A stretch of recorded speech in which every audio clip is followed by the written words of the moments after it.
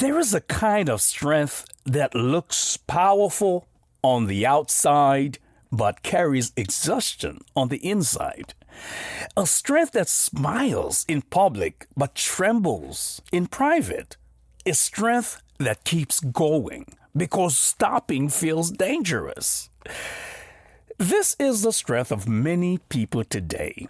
Young professionals trying to prove themselves, leaders carrying expectations, ministers pouring into others, elected officials navigating pressure, doctors and caregivers holding the pain of others, even immigrants balancing two worlds and entire communities shaped by resilience. Hear this. Strength without space becomes silence. Silence without healing becomes suffering. And suffering without language becomes survival. So today we're talking about the mind under pressure.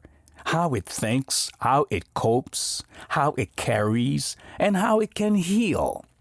Hey family, it's Dr. Roland St. Gerard, Dr. Ro, and welcome to episode 2 of season 2. This season is about mental health, identity, and emotional clarity. And today, we're going deeper into the emotional landscape of people who carry a lot. Anyone who has learned to be strong for too long. Because the mind of a leader, a caregiver, a professional, a minister, or a public servant is often a mind that is disciplined, responsible, resilient, committed, admired. But it is also a mind that is overwhelmed, overstretched, under-supported, and emotionally tired. And if we're going to heal, we have to understand the mind we're trying to heal. Many people grow up learning things like, don't cry, don't complain, stop complaining, don't show weakness, don't talk about your feelings.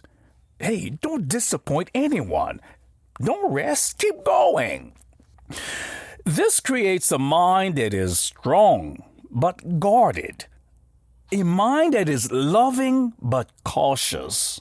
It's spiritual but stressed. Hopeful but hypervigilant. A mind that is resilient but exhausted. This is not a flaw. This is conditioning. And conditioning can be unlearned. Yes, it can be unlearned. So silence is used as a survival strategy. Silence is common among leaders, parents, immigrants, caregivers, pastors, medical professionals, public servants, and high achievers. Silence can feel like professionalism, maturity, strength, self-control, responsibility. But silence also hides trauma, grief, fear, burnout, depression, anxiety. Silence helps many of us survive, but it does not help us heal. Healing requires voice. Healing requires language.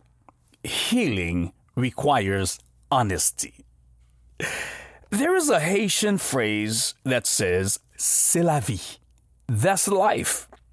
People use it to express acceptance, endurance, or resignation. But sometimes what we call life is actually pain we never learned to name. Every culture has its version of c'est la vie. Every community has its way of normalizing suffering. Every profession has its way of hiding exhaustion. But healing begins when we stop calling pain normal. Many people today live with a nervous system that is always alert, always scanning, always anticipating danger. A nervous system that is always preparing for the next crisis.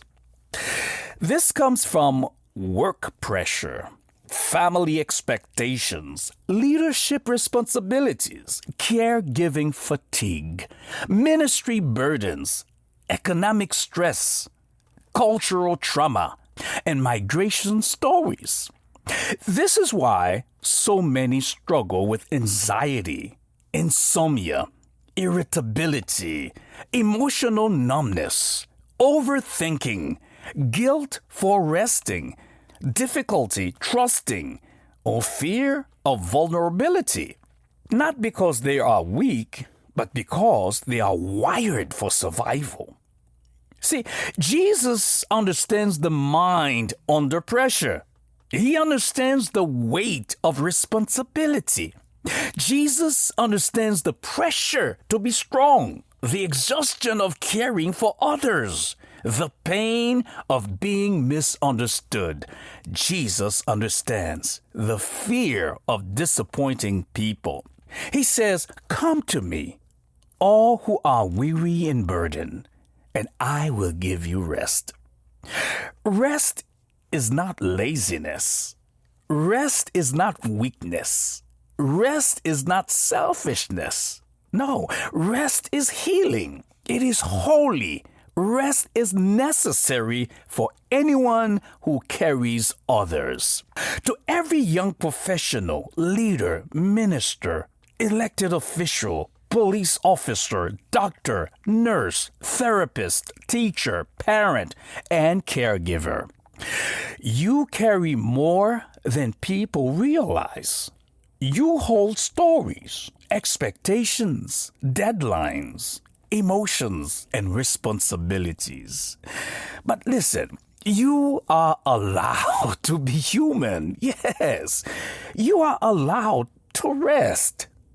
You are allowed to feel. And you are allowed to heal. Your mind matters. Your emotional health matters. Your well-being matters. You cannot pour from an empty cup. You cannot lead from a tired soul. You cannot care for others while ignoring yourself. So, how to begin healing the overloaded mind? Number one, name what you feel. See, emotions or feelings have names. Name what you feel. Language is liberation. Number two, challenge the be strong myth. Strength includes softness. You cannot be strong all the time. Something got to be soft. You got to have a balance. Number three, create emotional safety. Find one person you can be honest with. Yeah, you can open up to, Number four, practice rest without guilt. That's right. Practice resting without feeling guilty. Rest is resistance. And number five, seek support. Healing is communal, not individual. We need one another. So let's activate our healing this moment. Take a breath. Let your shoulders drop. Let your heart slow down.